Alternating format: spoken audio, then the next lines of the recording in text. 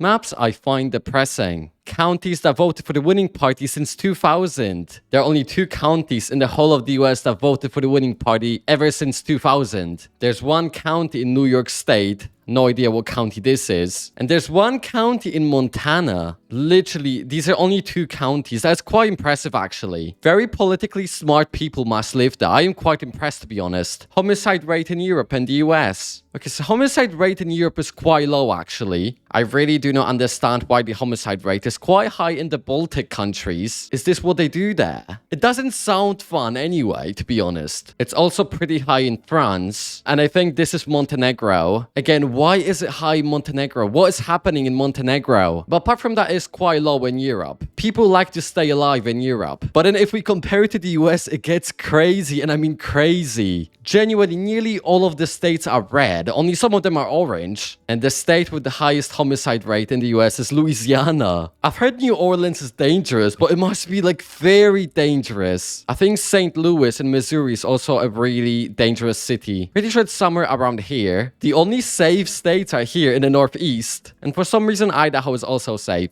I mean, just compare the US and Europe, it's literally a crazy difference. Please stay alive, my American friends. Is California richer than your country? So to me as a European, this map is really depressing. Because Germany is the only European country that's richer than California. And they measure the nominal GDP, but still. I mean, France should be richer than California. Let's be honest, it should be, but it's not. Same with the UK. It has no reason to be poorer than California, but it is. California is quite impressive if you ask me. Their economy is amazing. I think I've read a statistic that California would be the 5th richest country in the world if it became a country. Has your country benefited from the EU? So they basically went around and asked people, has your country benefited from being a member of the European Union? In Ireland, 95% said yes, which is impressive. The numbers are really high in Eastern Europe. I mean, those countries got much richer because of the EU. Let's be honest. It's not very high in Romania and Bulgaria though. It's quite surprising. I mean, their economies are doing just fine now and they used to be poor. The numbers are really high in Spain and Portugal as well. I would expect them to be lower in Spain, but apparently Spanish people really like the EU. But looking at this one, they like the EU everywhere now that the UK has left, which is fair enough. I think the EU helps most countries significantly. The lowest numbers in Austria, 54% only think that the EU helped them. Are we preparing for Austria exit? Austrexit? Austrexit? I like the sound of it. Google Street View coverage now in 10 years ago. So 10 years ago, a good chunk of the world already had Street View. In Europe, only Germany and Austria said, no, we don't want you, Google. Here, Canada had it anyway because there is nothing in northern Canada. So even if Google wanted to go there, there's no reason to go. South America was quite empty, to be honest. Especially Argentina. Argentina is just like Germany. I see a correlation there, if you know what I mean. Africa was empty. And 10 years later, Google actually added a lot of new Street View photos, I think. I think these are photos. So New Belarus became the new Germany and said, no, we don't want Google Street View. Street View has been on every single street in the US at this point. South America is fully covered. I mean, apart from the forests, I think. We got some new photos in Africa too. And Google also went to new places in Australia. It's impressive, but we want the whole world, Google. Russia's list of unfriendly countries. So Russia said that the whole of European Union is bad, basically. They also dislike Canada and the US. Fair enough, I guess. Australia and New Zealand. What did New Zealand do? Literally. It's quite funny, but I respect that Russia remembered about New Zealand. South Korea and Japan are also disliked by Russia. Well, it's basically all of the Western countries and allies of the Western countries. EU membership referendums in all of the countries. I guess blue means that the country did not have a referendum. Fair enough. Fair enough. Although it is preferred, I would say. In Ireland, 83% said yes, we want the EU. They really love the EU in Ireland. In the UK, we know Brexit and everything. Norway didn't join, but it was quite close actually. 47% is quite high. I would love to see Norway in the EU. The number was quite low in Austria. They don't like the EU. Let's be honest, they do not. It's surprisingly low in Croatia, 66%, but they still joined.